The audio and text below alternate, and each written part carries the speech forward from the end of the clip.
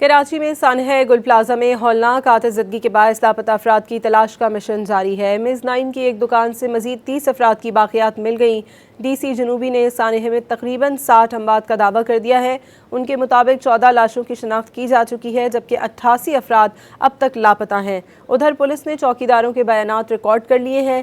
انکشاف ہوا ہے کہ خوفناک آگ نے صرف 15 منٹ میں پوری عمارت کو لپیٹ میں لے لیا تھا۔ کراچی کے امیجنا روڈ پر گل پلازا میں ہولناک آتش زدگی کے بعد تباہی اور بربادی کے آثار بکھرے ہوئے ہیں۔ جل کر راکھ ہونے والی عمارت کے کھنڈرات قیامت صغریٰ کے مناظر بیان کر رہے ہیں۔ کولنگ کا عمل مکمل کیے جانے کے بعد ہیوی مشینریز کے ذریعے ان ملبوں تلے دبے لاپتہ افراد کی تلاش تاحال جاری ہے۔ عمارت کی پہلی منزل پر لوہے کی گرلز اتار لی گئیں۔ گزشتہ روز حادثے کے مقام سے ملنے والے 25 افراد کے اعضاء شناخت کے لیے لیبارٹری بھجوا دیے گئے، جہاں ان کی جانچ کے بعد رپورٹ جاری کی جائے گی۔ ڈپٹی کمشنر جنوبی جاوید نبی کھوسو نے سانحہ میں تقریباً 60 اموات کا دعویٰ کر دیا۔ ان کے مطابق 14 لاشوں کی شناخت کی جا چکی ہے، جبکہ 88 افراد اب تک لاپتہ ہیں۔ ڈپٹی کمشنر جنوبی نے واقعے کے اسباب اور محرکات بھی سامنے لانے کا اعلان کر دیا۔ ادھر پولیس نے گل پلازا کے تمام چوکیداروں کے بیانات ریکارڈ کر لیے ہیں۔ بیانات کے مطابق ہفتے کا دن ہونے کی وجہ سے مارکیٹ میں غیر معمولی رش تھا۔ زیادہ تر خریدار بیسمنٹ میں تھے۔ ابتدائی طور پر گمان ہوا کہ آگ معمولی نوعیت کی ہے اور اسی وجہ سے بیشتر دکاندار اپنی دکانوں میں ہی موجود رہے،